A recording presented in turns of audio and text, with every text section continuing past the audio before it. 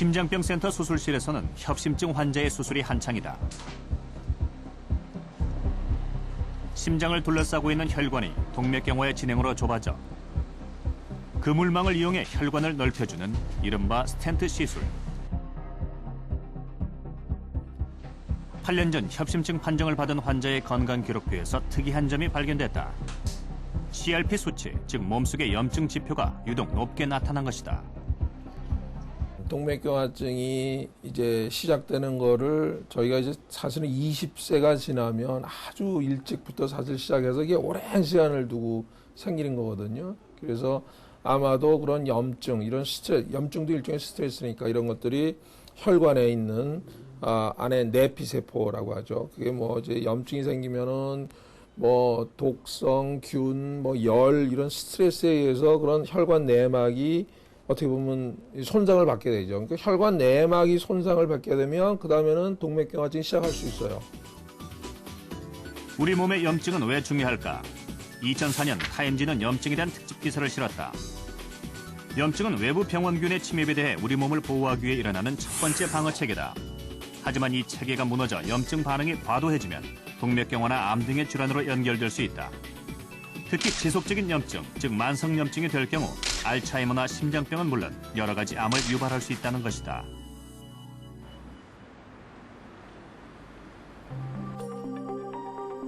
과연 염증과 암은 어떤 관계가 있을까? 제작팀은 쥐실험을 통해 확인해보기로 했다. 실험은 모두 두 그룹으로 나눠 진행된다. 먼저 첫 번째 그룹은 인체에 노출될 경우 DNA 구조를 변형시키는 강력한 발암물질만을 바르고, 두 번째 그룹에는 발암물질과 함께 강력한 염증 유발 물질을 차례로 발라주었다.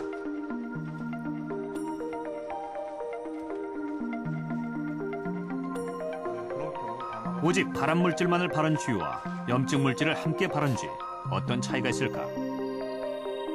몇 달 후, 암은 발암물질과 염증 물질을 함께 바른 쥐에게서만 나타났다. 결국 이제 그 발암물질이라는 것은 정상세포의 DNA에 그 손상을 입혀서 돌연 변이를 유도하는 것인데, 그 이후에 이제 염증이 수반이 되게 되면은 돌연 변이를 일으킨 세포가 빨리 성장을 해서 증식을 해서 그 암세포를 만들기 좋은 환경을 만들어준다는 것이죠.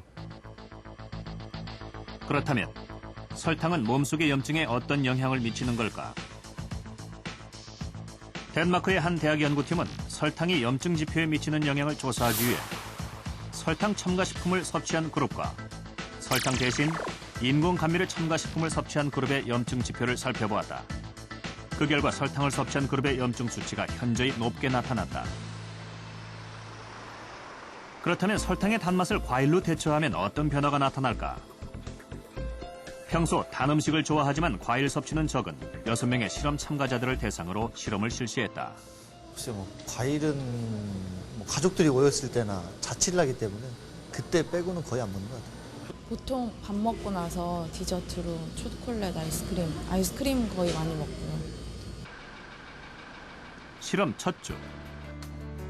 2명의 남성 참가자가 근무하고 있는 사무실. 점심 식사를 마친 후 키위 2개, 딸기 10알, 토마토 반 개 등 한 끼에 주어진 과일을 먹는 장영희, 연동훈 씨. 참가자들은 이렇게 모두 3주에 걸쳐 하루 3끼 주어진 분량의 과일을 꾸준히 섭취하도록 했다.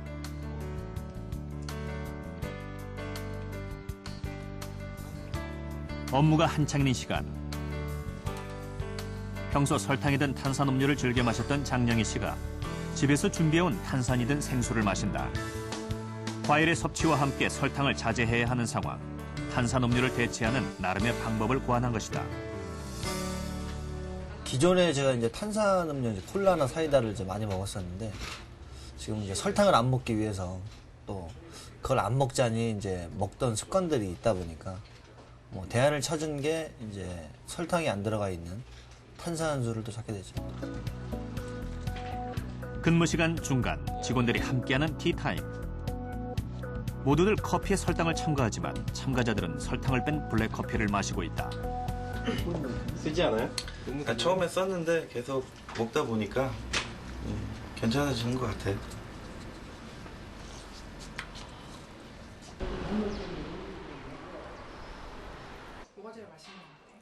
여성 참가자들이 근무하고 있는 또 다른 사무실.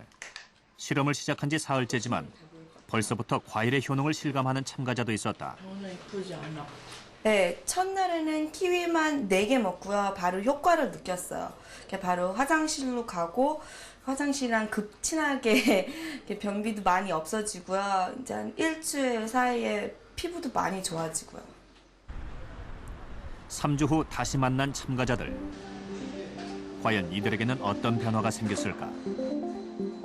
염증 지수는 참가자들 모두 평균적으로 하락했지만 실험 전 가장 높은 수치를 보였던 장량희 씨는 큰 폭으로 하락했다. 여성 참가자 또한 마찬가지. 평소 단 음식을 좋아한다던 김지연 씨의 염증 지수도 크게 떨어졌다. CRP는 아시는 것처럼 우리 몸에서 만성적인 어떤 염증 상태를 나타낸 겁니다.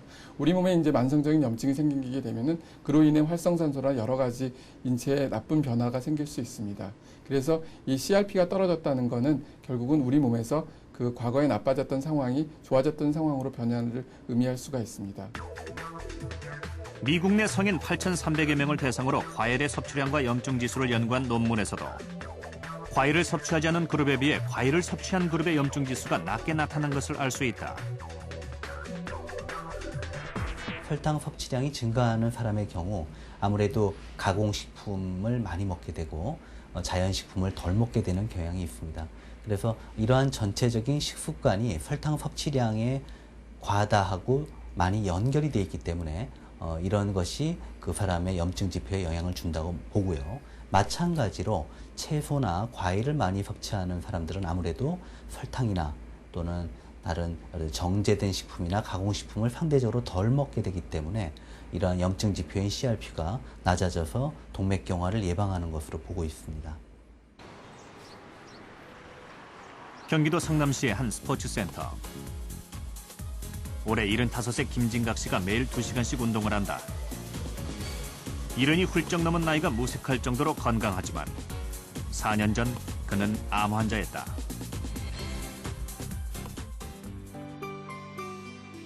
전립선암 3기. 건강 하나는 자신 있다며 자부하던 그에게는 청천벽력 같은 소식이었다.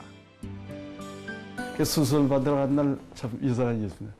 갔다가 집사람 보고 내가 수술 받으러 갔는 얘기는 못하고 와가지고 가방을 싸가지고 나 혼자 여행 간다고 나갔어요. 나가다가 문간 여기 현관에서 나도 모르게 눈물이 나오는 겁니다.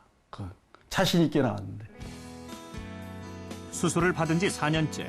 그는 현재 과일로 꾸준한 식이요법을 실시하고 있다. 다양한 제철 과일 위주로 챙겨 먹지만 반드시 빠뜨리지 않고 챙겨 먹는 토마토는 수술 후 건강을 유지할 수 있었던 최고의 비결로 꼽고 있다. 토마토는 저희가 슈퍼라도 요즘 토마토 보통 사는 거예요. 이게 박스로 드리면 한 달에 그 박스로 저기 아마 2-3박스 먹을 겁니다. 박스로 들어오는데. 현재 김진각 씨는 어떤 상태일까? 네, 앉으세요.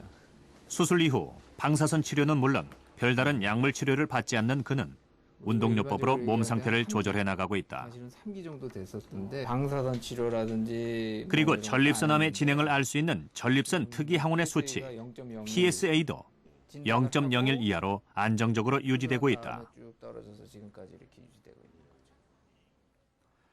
양쪽 전립선에 있던 암 조직 또한 깨끗하게 사라진 상태다. 그러니까 토마토가 전립선암에 좋다 이렇게들 많이 알고 계세요. 근데 토마토 안에 특히 이제 라이코펜이라는 빨간색 물질을 내는 그 라이코펜이라는 물질이 전립선암에 도움이 된다고 알려져 있습니다. 특히 암 예방이라든지 심지어는 암을 조절할 수 있는 그런 기능을 갖고 있다 이렇게 알려져 있습니다. 보고가 돼 있고.